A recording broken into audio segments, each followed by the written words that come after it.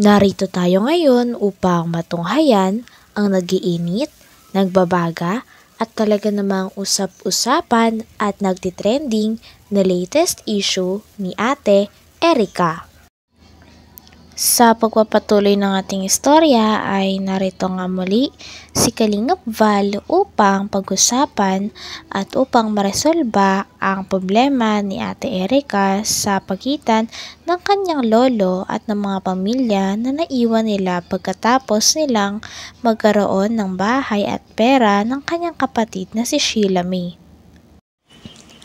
Dito nga ay patuloy pa rin sa pakikinig si Kalingap Val sa sinasabi ng tita nila Ate Erica sa kanila.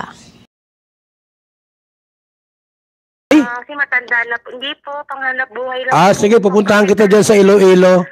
Puntahan ko si Archie Hilario. I-chat ko na lang po yung... I-chat mo ha. Sige. Thank you po. Thank you. Abigpan niyo po ako. Ay, salamat po sa suporta. 59 na po. Tiguang. 65. Natiguang na pala. Bata. Akala ko 20 ka pala ang. Tiguang. Jesus, tiguang naman. Sige na po ha. Tamatik ako sa iyo. Sige po, salamat po kuya. Salamat po. Salamat po kuya Bal. Salamat. Love you. Tiguang na daw po, 59. Nailami na. Nailami. Sige lang po, pagka madyan kami sa Iloilo, mapunta ka mo. Madyan kami kay Archie Hilario Akala ko yung titang tumatawag. Takot yun. Ay, sus. Inggit ka lang. At yung sinasabi ng Sheila May na yan, na sinasabi mo na babalitaan namin na hinapin namin yan, mga yan. Wala kayong alam dyan sa mga yan. Wala daw alam ang lovers. Ako, kami ang nakakilala dyan, kami kasama namin yan. Alam namin ang mga likaw ng pitukan yan. Mga bata pa yan, kanino yan. Kinakalkal mo na, tita. Saan niya nakaisan. Grabing inggit nito mga kaibigan, no? Pati yung nangyari noon, way back siguro mga 15 years ago, kinalkal pa niya, Yung mga bata yan, yung elementary yan, gumagapang yan sa hirap dyan. Ako nagpapakain yan. Ayan, nakita ko yan, wala lahat. Walang panty, walang damit. Ako nagbibihis dyan.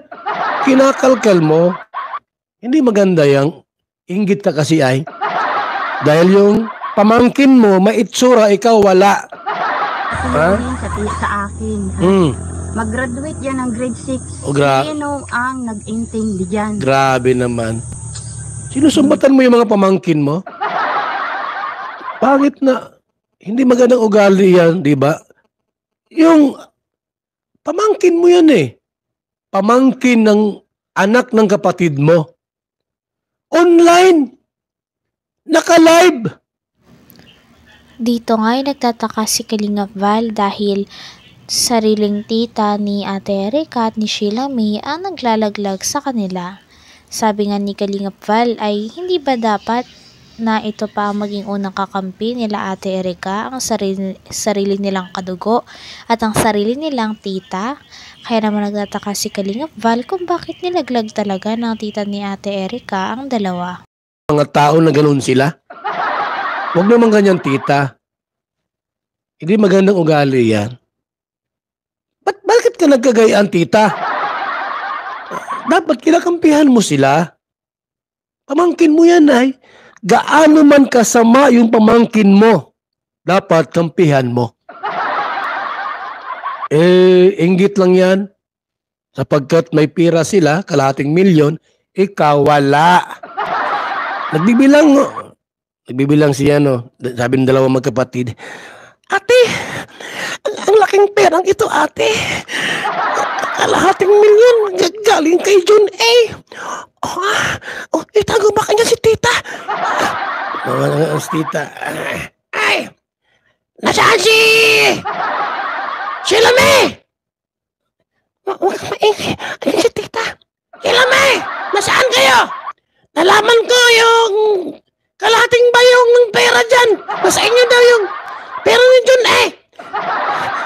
Sheila May, andyan si tita. Huwag kang maingay. Marinig tayo. baka kunin yung kwarta, yung kahit baka yung 30,000 kunin yan. Tinatago nyo ay. Tuloy, nainggit. May itsura yung dalawa kalingap, may itsura. Hindi sila maganda. I'm sorry to say, hindi maganda si Erika at hindi rin maganda si Sheila May. May itsura lang po. Ang maganda po si Beyonce. Si Beyonce po ang maganda. Sexy na, may laman pa. Si Erika po, payat man yun. Payat yun mga kalingap. Maliit pa, mababa pa. Putot. 4'9" ang height ni Erika ay 4'9". Di ba tita no? 4'9" ba si Erika tita? Oo daw, 4'9" yan. Tapos payat. Hindi man maganda si Erika po, walang biro. May itsura lang si Erika. Pero hindi siya maganda. Ang maganda po, ining si Beyonce. Kaya napakaswerte ni Ido. Ido, grabe ka, dandahan mo yan.